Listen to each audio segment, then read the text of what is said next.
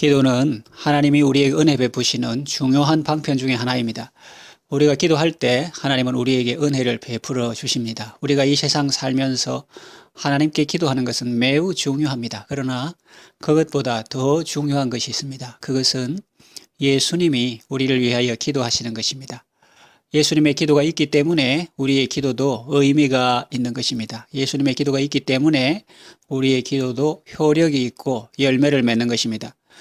오늘 본문을 보면 예수님께서 시몬 베드로를 위하여 기도하셨다는 내용이 나옵니다. 그래서 이 시간에는 예수님의 기도는 어떤 기도인지 좀 구체적으로 살펴보면서 하나님의 은혜를 받고자 합니다. 첫째, 예수님의 기도는 사탄의 요구를 아시고 드리신 기도입니다. 31절 보면 시몬아 시몬아 보라 사탄이 너희를 밀가부르듯 하려고 요구하였으나 그런 말씀이 있습니다. 이것은 사람들 눈에는 보이지 않지만 영적 실상이죠. 사탄은 예수님의 제자들을 밀가부르듯 하려고 요구했습니다. 마치 구약시대에 하나님 앞에서 욥을 참소했던 것처럼 예수님의 제자들도 참소했습니다. 요한계시록에 보면 사탄에 대해서 우리 형제들을 하나님 앞에서 밤낮 참소하는 자로 표현했습니다. 예수님은 이 영적 실상을 아시고 제자들을 위해 기도하셨던 것입니다. 예수님의 제자들을 참소했던 사탄은 지금은 활동을 중지하고 쉬고 있을까요? 천만의 말씀입니다. 지금도 활발하게 움직이고 있습니다. 하나님 앞에서 밤낮 우리를 참소하고 있습니다. 사탄의 달력에는 휴일이 없다고 하지 않습니까? 쉴 새 없이 유혹하고 틈만 나면 공격합니다. 베드로는 말합니다. 너희 대적 마귀가 우는 사자같이 두루다니며 삼킬 자를 찾고 있다. 우리 교회 밖 어느 골목에서 시커먼 옷을 입고 검은 모자와 마스크를 착용한 존재의 대여섯이 모여 키득거리며 우리 교회를 무너뜨리려고 모의하고 있다고 생각해 보세요. 섬뜩하지 않습니까? 그림으로 그리면 그렇지만 실상은 더 심각합니다. 교회 밖 어느 골목에 숨어서 모의하는 정도가 아닙니다. 이미 교회 안에 들어와 있습니다. 신천지를 비롯한 이단 사회 교인이 자신의 신분을 속이고 우리 가운데 앉아 있다고 생각해 보세요. 끔찍하지 않습니까? 우리 교회는 아직 수가 많지 않고 또 서로를 잘 알고 있기 때문에 그런 일이 없지만 이해하기 쉽게 예를 들어서 하는 말입니다. 사실은 다른 사람 말할 것 없이 우리 각자 안에도 탐욕이나 거짓의 모습으로 들어와 있을지도 모릅니다. 그러므로 우리는 이 마지막 때에 경각심을 가지고 기도해야 하겠습니다. 마귀는 자기 때가 얼마 남지 않은 줄 알고 할 수만 있으면 택한 자라도 미혹하려고 백방으로 노력하고 있습니다. 그런데 성도가 이 사실을 모르고 신앙에 잠을 자고 있으면 되겠습니까? 안일에 잠을 자고 나태에 잠을 자고 타성에 젖은 신앙생활 하는 것으로 만족하고 있으면 되겠습니까? 그러다가는 마귀의 밥이 됩니다. 사도 베드로는 말합니다. 만물의 마지막이 가까웠으니 그러므로 너희는 정신을 차리고 근신하며 깨어 기도하라. 이방인이었던 아람의 군대장관 나아만은 하나님의 은혜로 한센병이 낫자 선지자 엘리사에게 예물을 드리려고 했지만 엘리사는 받지 않고 돌려보냈습니다. 하나님의 구원의 은혜는 청량할 수 없고 인간이 갚을래야 갚을 수 없고 보답할래야 다 보답할 수 없는 것임을 일깨워 준 것이죠. 나아만은 이스라엘의 하나님이 참 하나님이심을 알고 그 은혜에 감격하고 고국으로 돌아갑니다. 이걸 본 엘리사의 사환 기하시는 스승의 행동이 마음에 들지 않았습니다. 나아만을 따라가서 엘리사가 보냈다고 하고 가난한 선지 생도를 덜먹여 그에게서 은금과 의복을 받아서 돌아옵니다. 자기 장막에 감추고 엘리사 앞에 왔는데 엘리사가 그걸 모를 리 없죠. 너 어디 갔다 왔느냐 물으니까 시치미를 뗍니다. 그때 엘리사가 말합니다. 지금이 어찌 오늘 취하고 의복을 취할 때냐. 나아만에게 들었던 한센병이 게하시에게 들었습니다. 예수님을 믿는다고 하면서 가치관이 세상 사람과 똑같은 사람이 있습니다. 하나님이 무엇을 귀하게 여기시는지에 대해서는 관심이 없고 세상이 귀하게 여기는 것에 대해서는 아주 관심이 많습니다. 세상 물욕이 없는 스승을 바보 취급하고 욕심에 눈이 어두운 자신을 아주 지혜롭고 똑똑한 사람으로 여깁니다. 하나님의 영광과 한 영혼 돌아오는 데에 대해서는 관심이 없고 그저 자기의 유익을 구하고 이권을 챙기는 데만 혈안이 되어 있습니다. 그런 사람은 예수님의 진정한 제자라고 보기 어렵습니다. 지금이 어느 때인지를 잘 분별하고 깨어 기도하며 하나님의 뜻을 분별하고 그 뜻대로 행하는 여러분 되시길 바랍니다. 둘째로 예수님의 기도는 베드로의 연약함을 아시고 드리신 기도입니다. 예수님은 베드로가 예수님을 모른다고 하면서 부인할 것을 모르셨을까요? 그렇지 않습니다. 아셨습니다. 예수님께서 내가 너를 위하여 기도하였다고 말씀하시니 베드로는 걱정하지 마시라는 투로 이렇게 대답했습니다. 33절 주여 내가 주와 함께 오게도 죽는 데도 가기를 각오하였나이다. 그때 예수님이 하신 말씀이 무엇입니까? 34절 이르시되 베드로야 내가 네게 말하노니 오늘 달 울기 전에 네가 3번 나를 모른다고 부인하리라 하시니라. 그랬습니다. 그렇습니다. 베드로는 지금 진지하게 어디든지 주와 함께 할 것을 열정적으로 말하고 있는데 예수님은 그가 한 번도 아니고 3번이나 예수님을 배반할 것을 말씀하십니다. 예수님께서 베드로가 자기를 배신할 줄 모르고 기도해 주었는데 나중에 보니 결국은 배신하고 말더라. 그런 말이 아닙니다. 예수님은 베드로가 배신할 줄 처음부터 아셨습니다. 그런데도 그를 위하여 기도하신 것입니다. 그날 밤 예수님은 겟세마네 동산에서 기도하시다가 대제사장들과 성전 경비대장들과 장로들에게 잡히셨습니다. 그걸 보고 제자들은 다 도망쳤습니다. 사람들이 예수님을 잡아 끌고 대제사장 집으로 들어갈 때 베드로는 멀찍이 따라갑니다. 그 안에서 베드로는 이튿날 새벽 닭 울기 전까지 3번이나 예수님을 모른다고 부인합니다. 60절 베드로가 이르되 이 사람아 나는 네가 하는 말을 알지 못하노라고 아직 말하고 있을 때에 닭이 곧 울더라. 61절 주께서 돌이켜 베드로를 보시니 베드로가 주의 말씀 곧 오늘 닭 울기 전에 네가 3번 나를 부인하리라 하심에 생각나서 밖에 나가서 심히 통곡하니라 그랬습니다.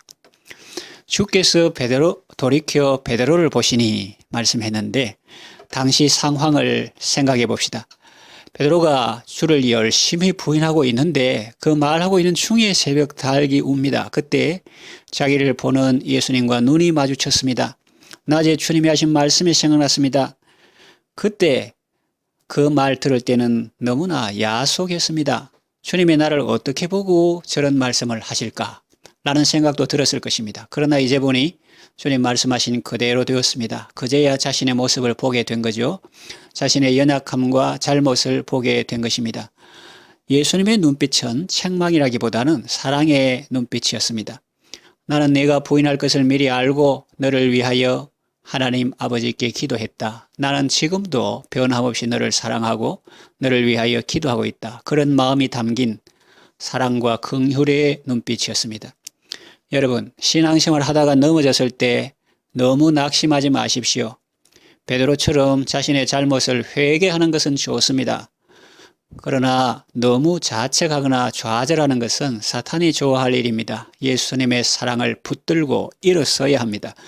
예수님이 베드로가 부인할 것을 모르시고 기도했다가 배신당한 것이 아니지 않습니까? 베드로가 배신하고 3번이나 부인할 것을 다 아셨지 않습니까? 그래서 그를 위하여 기도한 것 아닙니까?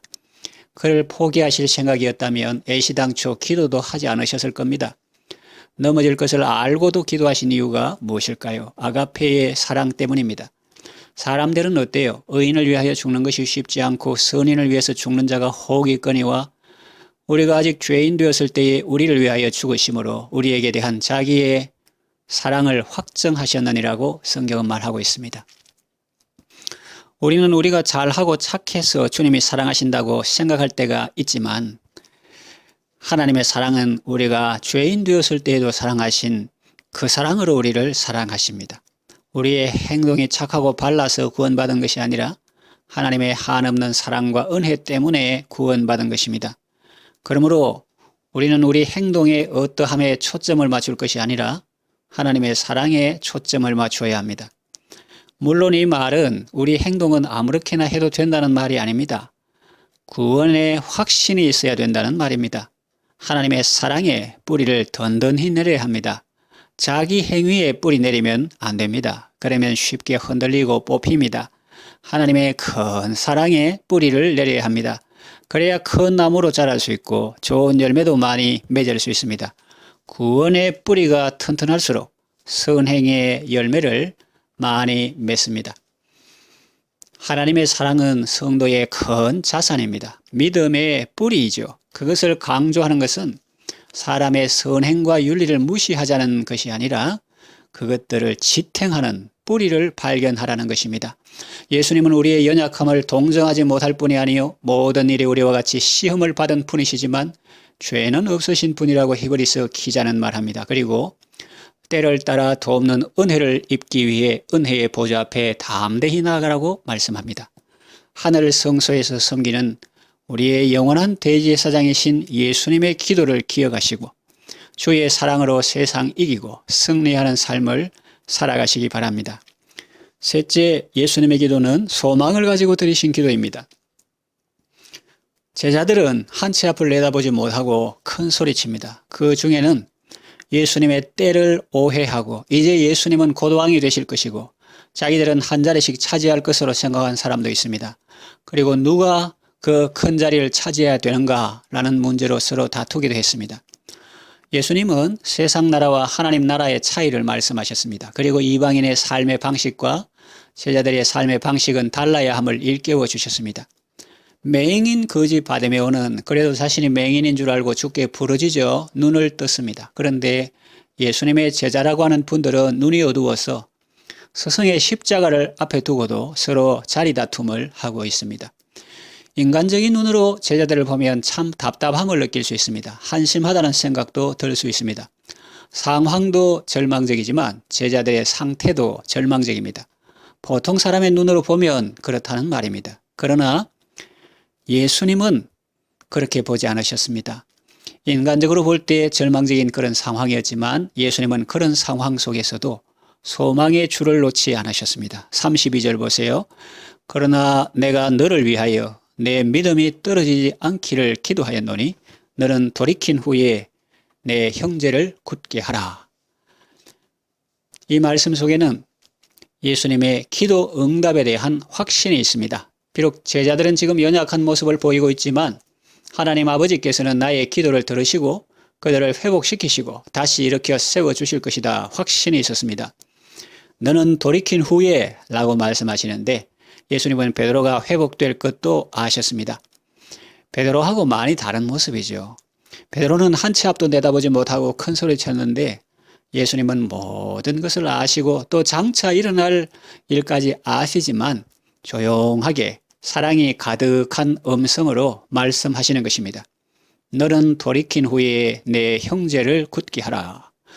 예수님은 베드로를 위해 기도하셨고 하나님께서 그를 다시 일으켜 세우시고 귀하게 사용하실 것을 아셨던 것입니다.